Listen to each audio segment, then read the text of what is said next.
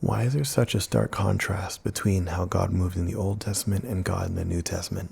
I mean, in the Old Testament, God seemed to be this angry, kill everyone, maniacal, warmongering fiend. And the New Testament is love, love, love, love your neighbor. So the Bible is so two-faced. It's so full of itself. I don't understand it.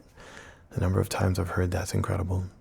Well, I think the answer is somewhat simple. And I think, as with anything, you must keep the area and era that something is mentioned in context with itself. So, for example, let's do a little side note. The Bible mentions slavery. For example, when you have slaves, you must pay them well, treat them well.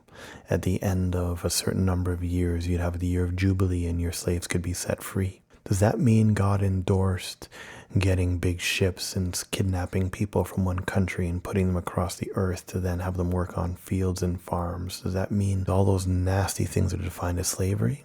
Well, let's take a look at the era and the era. Back in that time, when there were slaves, the kind of slaves that there were was more like the military, for example. You can choose to volunteer to be in the military, and they will then give you fair payment, and they will train you in a skill.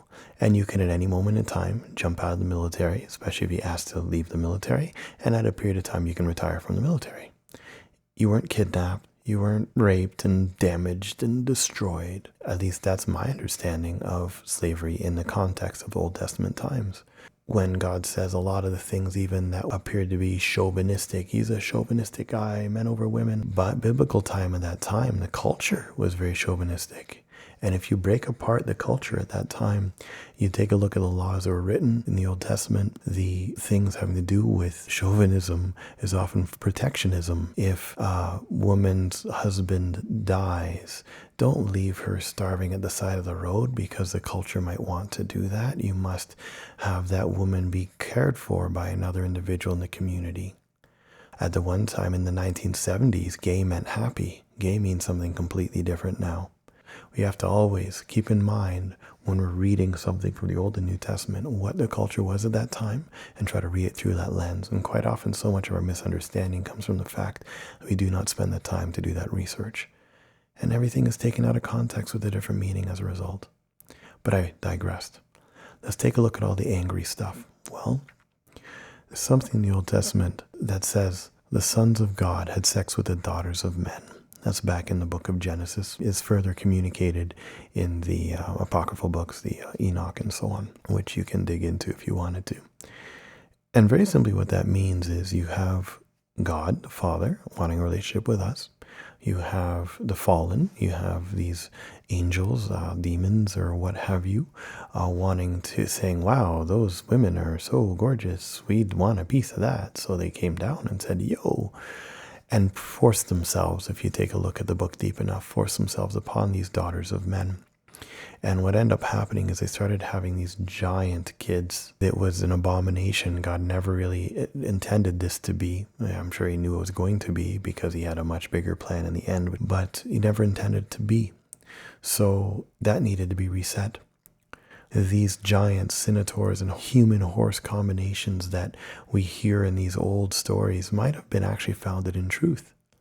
When you take a look, I have a book, The Time Chart History of the Earth, the World, and it describes the history of man from the dawning of time to now, for recorded time, Adam and Eve to now.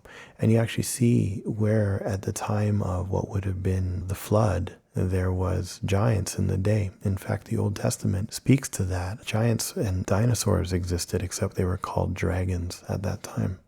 These giants were such an abomination that God ended up now needing to clean house and remove the angels and the sons and daughters and man mess, separated things unto this day, according to books in the Bible or biblically supported books of the Bible. Demons that we know in this day and age are these giants that have now been divorced, these sons of God that hates us, wants to bring us down, destroy us, can't stand our inheritance. They're the ones that are trying to tear us apart. archaeology has finally found proof of these giants as well. They're not quite as tall as cedars, but they are pretty big. And they have 2 rows of teeth. And the reason why I say cedars is when the original Israel was to go into the promised land and kill everyone, I'm getting to why that was. They said, no, we can't go. There's lands there. There are giants in that world. And can you imagine being a, 6-foot person trying to go up to a 60-foot giant or however tall they were? It would be horrifying, let alone 10 foot. It said that we are like grasshoppers to their feet. There was one giant that was so tall, he could only be measured while the giant was laying on its back. I mean, it makes no sense if you don't take literal that the giant could be so tall you can't climb it, must be lying down. Imagine the metabolism of these giants. If the average human can eat a cow a year, and that's a 6-foot tall man, what happens if it was 60 feet tall? These giants would eat like you wouldn't believe, like food was going out of style. At least that's what the biblically endorsed texts are saying. These giants and this people, this culture was so living in contrast and direct opposition of God that God finally said, it's time to reset the lineage, it's time to reset all of the genome. And God sent Noah, for example, back in the day. God scanned the entire earth, the word says, and could not find a single pure person in it. And pure can be translated in 2 different ways, or many ways, I'm sure. But the 2 that I'm aware of at that moment in time would be pure, as in pure in heart, pure, so wonderful, yay, yay, yay. And also pure, being pure in DNA, pure from genes that would destroy us, giant genes that would eventually kill us and become a crazy abomination. So God scanned the world, said that no one wants him anymore. Everyone's rebellious. Is pretty well documented on that. And then from there said, okay, let's reset. And Noah then came down. Flood reset everything. It's interesting that biblical flood actually could perfectly describe, the fossil record could describe so many of the things that we attribute to evolution. That's another story for another time. Let's keep on task here though. So we have this flood that occurs, resets everything, but at the same time, there must have been lineage in some of those genes in, let's say, the wives of Noah. Why would I pick on the wives? Well, because Noah's seed, Noah's family was said that they're pure, but they had to marry from some place. And back in that time, the genome, oh shoot, that reminds me. How is it that a small family can populate an entire earth? That's kind of strange, isn't it? Well, when you think about it, if you took a USB drive or a floppy disk, let's date ourselves sometimes. If you take some data and you copy it and you make a copy of a copy and a copy of a copy of a copy and a copy of a copy of a copy of a copy, after a period of time, wouldn't those copies lose integrity? So when you copy genomes, you copy genes for generation after generation, things are bound to fail. But when you're dealing back in I will show you, I have a book, The Time Chart History of the World. I will show you, if I'm not doing it already, how you have in the history of time, by the time Noah was born, he was only a few generations from Adam and Eve.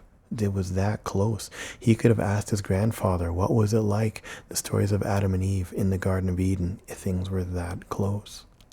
So with these master, if I call them master genes, these foundational bloodlines, you can easily split that across the entire planet and still have health, still have peace when it comes to genetic duplication. But that's a side note. Let's get back to our main event. So God is asking Israel to go to the promised land. But back in this day now, the land of Canaan, for example, was filled with giants, filled with what God is trying to clean off the earth. Other lands did not. So the land of Canaan would be the areas with Stonehenge, the areas with the pyramids, the giant pyramids, that kind of stuff, these massive sculptures, these massive rocks that no one can explain. So God said to the Israelites at that time that when you go there, kill everyone for 2 reasons. 1, we need to continue to make sure that you're safe. I do not want my child to go into a hostile environment and get raped, killed, and destroyed, for example, as we would if we were a parent of a child that's going into a land that was unsafe for them. To keep them insulated from the worshiping of other gods, because by worshiping those other gods, they'll fall into other things as well. So kill everyone in Canaan, and it is for your own good that I'm asking you to do this. But you can preserve the lives of other people in other lands that do not have the same heritage. God knew what those cultures were at that time. God knew what was safe. God knew what was not safe. And at all times, he's trying to steer us in the right directions. Now, to us, thousands of years later, we say God is so mean. He is a warmonger. He's a killer. And then it says, love your neighbor. Well, unfortunately, at that time, the slaughter was out of love. Another example of why and how God would go to the nth degree for us is the Sodom and Gomorrah. Yes, we get a lot of press that God killed lots of people that day. But often we miss the fact that God searched that town to say, look, there's no one there that really is going to be helpful, that's going to be preserving what is good and righteous. And I need to reset that clock at that time. So it was pleaded of God, but God, what if there's 10 people there that are good people, that are righteous people, that can move for you, that would want to see you, that would want that fullness and wholeness? And God says, okay, fine. If you could find 10 people, or it got down to, pick a number, one, it's 100 people, eventually got down to one person. If there's a single person, then he would save that entire town. And so the person went in. There was not a single person in that town. And they left, and guess what? It got blown up. God is constantly trying to solve that one exception and save us, and we can choose to not follow or follow. It's that simple. And it's not because he wants the wrath of God to come down and destroy us, but simply because sometimes you have to lose the foot to save the entire body. Amputation is an important part of life. There's another thing also. The Old Testament and the heritage therein is a perfect example of how a parent would discipline a child. If a child makes a mistake, what, a 3-year-old or something, that 3-year-old's putting their hand on a hot burner, what does a parent do? They probably tap their hand and say, don't touch the burner, it will burn you. And they'll startle the kid. They won't sit there and reason with the child, you know how agitated electrons work, and so on and so forth. They will spank the child for doing something wrong. A parent will not go into an adult child's home when they're married and spank them because they've done something wrong. They've gone past adolescence. They've passed the age of accountability. Now an adult. The relationship has changed. The Old Testament, Israel makes a mistake. Sin takes over their lives. They lose wars. They lose battles. They complain. There's desert. There's drought as a result of their sin. God forgives them. He steps back in. And then from there they sin again. They worship other gods and they lose more battles and it falls apart. And God disciplines them, says, look, this is the consequence of your action. You're the one that put your hand on the burner. Now you're burnt. You got to deal with the burn sensation. And hopefully you'll learn from being burnt. And then they complain and finally they repent. And then God comes back again. And then they make a mistake again. And in the later parts of the Old Testament, you hear God crying, saying, why do you keep doing this when I'm here to help you? That's a perfect picture of the Old Testament, the relationship, the heart of God, and also God disciplining the children. Then the New Testament, the tearing of the curtain between the Holy of Holies and the rest, now allows us a new relationship. We've passed that whole, I'll discipline you by a cloud on the sky and a spank on the bottom or a slap on the hand. And it's now I got a relationship with you. So he'll come in and he'll reason with us and he'll be direct with us. He'll direct us and he'll work with us. That's the main difference in my understanding and my understanding of the truth on why the New Testament is so different from the Old. Because everything changed at the time that Christ died.